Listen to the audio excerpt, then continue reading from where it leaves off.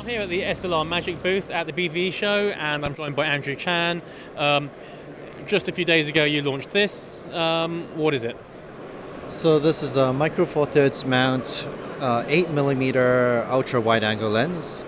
Basically, the distortion is extremely low and is extremely lightweight. The lens weighs about 100 grams. And it's really, there's nothing to it.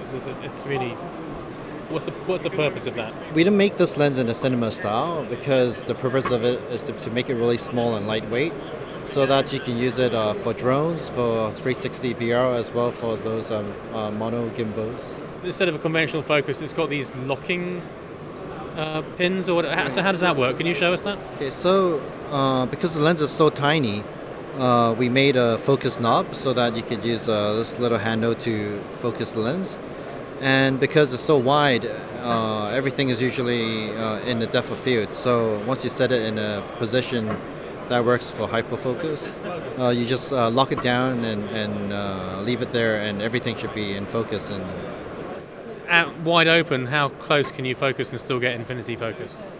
Well, wide open, if you set it at infinity, is usually 2 meters, 1.8 meters and beyond.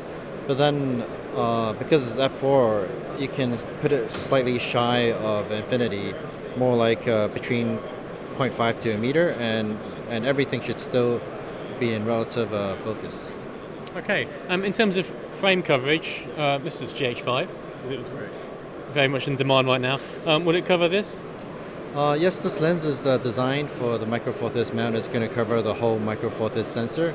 And if you put it on, let's say, a JVC LS300 with a larger sensor, if you put it in the 4K mode, which is approximately 86% of the sensor, it still covers that full sensor as well. So if you're using this on a drone or on a gimbal, DJI Osmo, the X5 version is probably the most obvious one. Does it balance well? How do you set it up? Can you actually put it on without adding extra counterweight? So the lens comes with a lens hood. It's rated at 43 millimeters filter thread, but a lot of people had said that it looks a little larger. That's because of this lens hood that converts it to 52.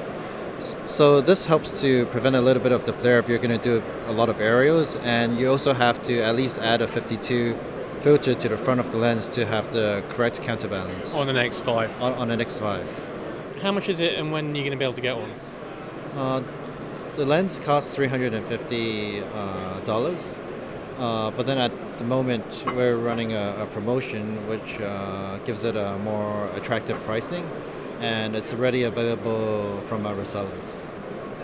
Okay, great. Andrew, thank you very much. Yeah, thank you.